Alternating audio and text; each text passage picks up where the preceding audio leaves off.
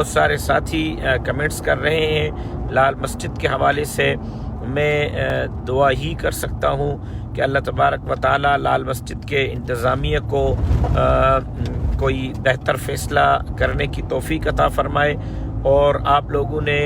پاکستان کے عوام نے جن لوگوں سے مدینے کی ریاست کی امیدیں وابستہ کی تھی، ہم پہلے دن سے کہہ رہے تھے کہ وہ یہودیوں کے ایجنٹ ہیں، وہ بیرونی قوتوں کے ایجنٹ ہیں، وہ مدینے کی ریاست نہیں، اس ملک کو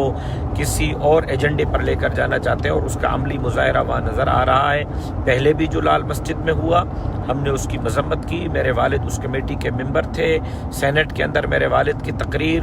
آج بھی آپ حضرات کو یاد ہوگی کہ والد صاحب نے پرویز مشرف کو یہ کہا تھا کہ قیامت کے دن یہ بچیاں آپ کے گریبان سے پکڑیں گی، اور آج بھی میں یہ کہہ رہا ہوں کہ جو کچھ ہو رہا ہے مدارس اور مساجد کے خلاف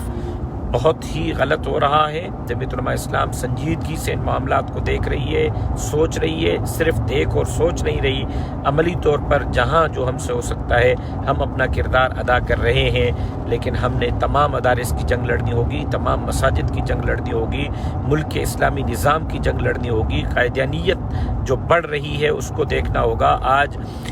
حج کے فارم سے جو حلف نامہ تھا ختم نبوت کا اس کو ختم کر دیا گیا ہے، عمر کوٹ اور تھر کے ووٹر لسٹوں سے قائدیانوں کے خانے کو ختم کر دیا گیا ہے۔ 400 اسکول تھر میں ایسے ہیں جہاں پر قائدیانی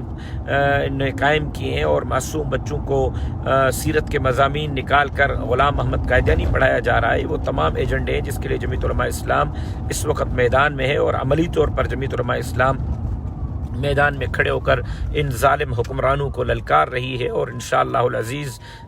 ہم مدارس، مساجد، علماء، مذہبی طبقہ، ختم نبوت اور